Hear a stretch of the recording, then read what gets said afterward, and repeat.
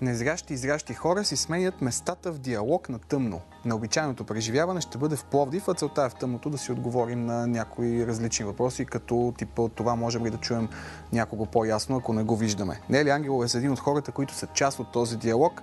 Как и кога можем да се запишем за него, Нели?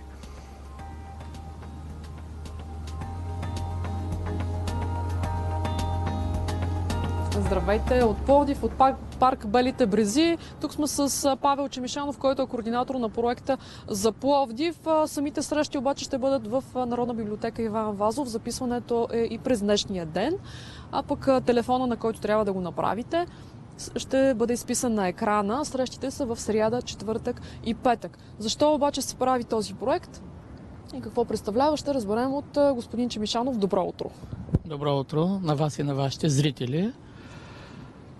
Бих искал с няколко изречения да представя проект Диалог на тъмно. Той е внесен от европейски модели и представлява един вид общуване на хора с зрителни увреждания и обществото. На какви въпроси трябва да си отговорим, след като участваме в една такава среща с размяна на местата? Въпросите, които трябва да се отговорят участниците е какви са един вид какви са възможностите и в определени условия, на които ще бъдат представени от фасилитатори, извинявайте. Това са специални обучени лица от цяла България. А въпросите, които трябва да се дадат след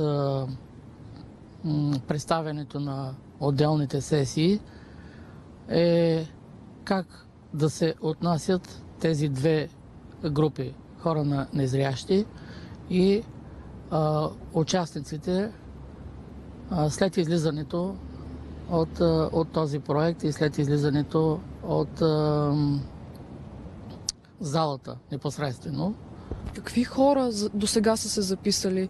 Имате ли техния профил? Кой се интересува от проблемите на незрящите? Проблемите на незрящите и на този проект се интересуват предимно голяма част от интелектуалци, хора от университета, Пловдивския университет, психолози, философи, социал-антрополози. Интересуват се и някои преподаватели в масовото училище. Смисъл, ще бъдат поканени допълнително и вече сме поканили допълнително и езиковата гимназия. Интересуват се и общински съветници. По-малко, за съжаление, по-малко хора от бизнеса. Интересуват се хора от НПО-то.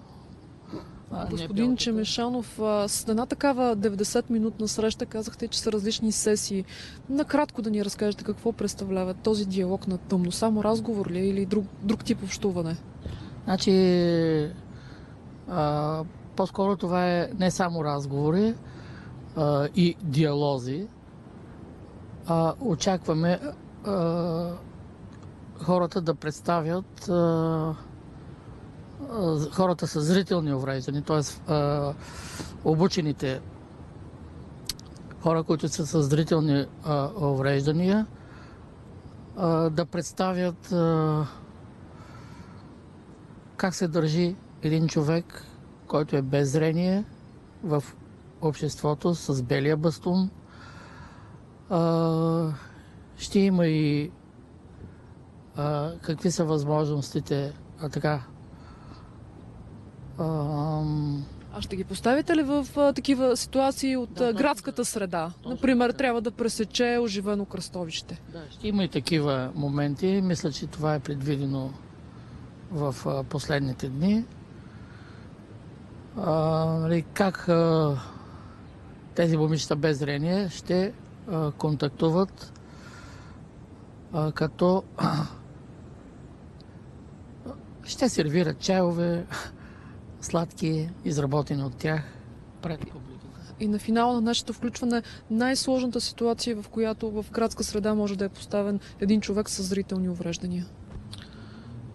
Аз не един път съм поставил тези проблеми. Липсата на информираща и достъп до тази среда. Точно библиотека Иван Вазов дава възможност да представи своите постижения, нали, за възможности, смисъл. За по-голяма достъпност, така ли да разбирам? Да. И въвеждане на нови технологии. Въвеждане на нови технологии при общуването на хората с увреждане.